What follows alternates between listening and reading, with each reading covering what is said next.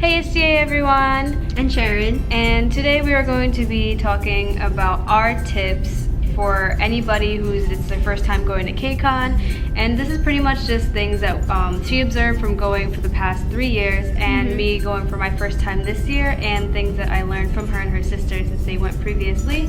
So these are pretty much like, I think it's about 5 or 6 tips on what we think would be a good idea to consider if it's your first time going to KCON. Tip number 1, go with a friend that has gone before.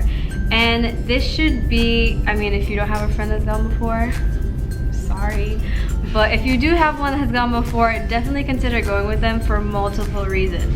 One is that they know where everything is, so where audience engagements are, where high touch is, pretty much like where's the nearest bathroom, what's in the neighboring areas. So definitely consider bringing someone that you know, especially if you've never been there before, because I'm sure you'll waste plenty of time finding out where specific things are. They'll definitely save some time if you know where you're going automatically, or if your friend shows you like where to go. Phone charging stations, important. Yeah, so bring a friend that has gone before.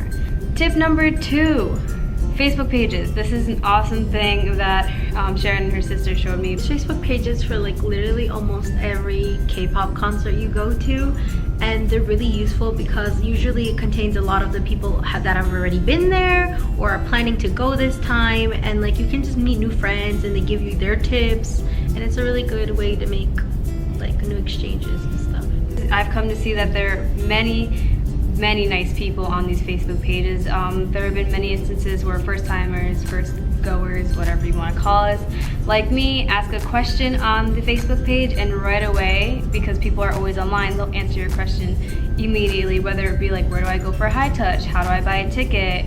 Like, even if it's like super simple questions, it seems like people answer in the nicest way possible. They don't just be like, oh, why don't you know this? They literally answer it genuinely and get right to the point on what you need to know. Also, it's good for like trading and selling and buying stuff.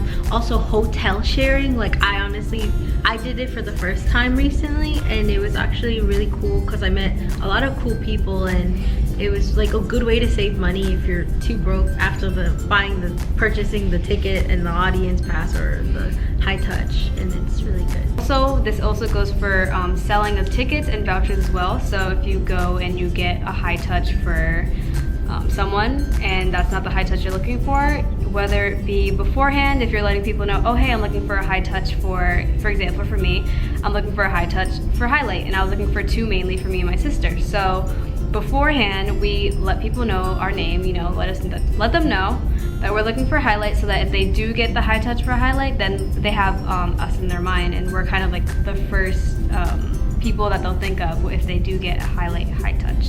Tip number 3, bring cash. And this is for, I mean, multiple reasons, not just because you can control how much you spend, but also because a majority of the sellers, vendors, they're all like booths. They're not like stores, they're booths outside, since the convention is entirely outside except for like fan engagement, concert and all that. The con is outside, so everybody is in the form of little vendor booths, and even the KCON merch itself is a vendor booth type of that's only shop. Cash only, so bring cash. Tip number 4, don't worry too much about buying like your ticket right away. We bought the ticket the day of, because we only went for 1 day, so we didn't have to worry about buying combo tickets, but you could say it kind of wasn't necessary. It was more so just to have that closure of, okay, I have these seats, I know I have these seats, I know where I am, don't have to worry about it anymore. The week before or the week of, there were still tickets on sale that were row 1 tickets, and rows 1 through 4 weren't available at all when tickets initially went on sale. When it comes to that, is depending on the lineup and on what day, like it's easier to get single day tickets rather than combo tickets, because usually for single tickets they'll release more tickets later on, but for combo tickets it's not so much like that. The reason why they release more tickets is because of, if they don't sell enough of the combo tickets, then the leftovers of the combo tickets are the ones that get sent out later on. This is also like if you, for example, say you don't have the money right away to buy the ticket and you're thinking, oh, I'm not gonna be able to go, I'm not gonna be able to see so-and-so, I can't go. Don't worry too much. If you can't buy them right away, don't worry about it. There will always be tickets available for you to buy if you do decide to go last minute or if you don't have money right away. Sharon had to step out for a bit to take a phone call, but I will continue this video with my tip. So my tip, which I guess this can be tip 4.5 because it's not an entirely very important tip that you have to follow, but my tip is to bring a non-disposable water bottle. And this is something that I did also because I heard that you can't bring liquids or beverages into the con, like not the con, but like inside. So for example, I actually brought this water bottle with me to KCON, and I had it filled completely with water. And I'm actually a very slow water drinker, even though it was very hot. I was kind of busy, so I didn't really think about drinking water that much. But when the time of the fan engagement came, I still had a good amount of water in here. But because it is a you can't really tell, but it's a glass water bottle, all I had to do was take off the cap, chuck the water, and I could still go inside of the fan engagement fine, and then I could always fill it up after. And I guess the other half of the tip would be a tip from my sister. So I guess this could be tip 4.7, tip 5, whatever you want to call it.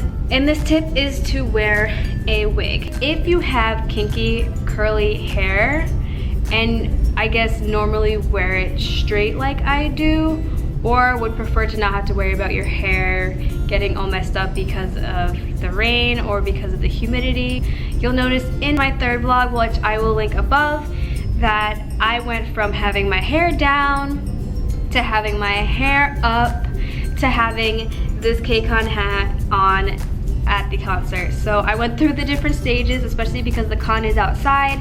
It did start to rain, the wind was crazy, it was humid, so I went from my hair looking perfect to being like frizzy and messy, and I had to put a hat on.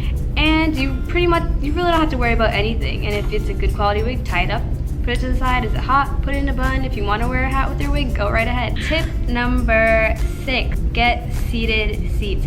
And this is more or less for, like I said, this is a video specifically made for people that are going to KCON for the first time. This is more so if you want to adventure the convention, if you want to go to different workshops, if you want to maybe see your favorite YouTubers, if you want to go to the different like fan engagements, or even there are artists that visit different booths. So if you want to go to all these different events and even have the chance to see your artist outside in the convention, you should definitely consider getting seated seats.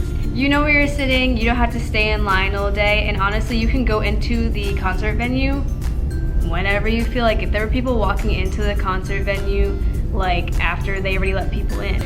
That is it for KCON tips for people that are just going to KCON for the first time. So I guess you can say that these are do's, don'ts, and tips, even though we didn't really say too much of what not to do, as we just kind of gave more tips, but you can probably take out what not to do and what to do.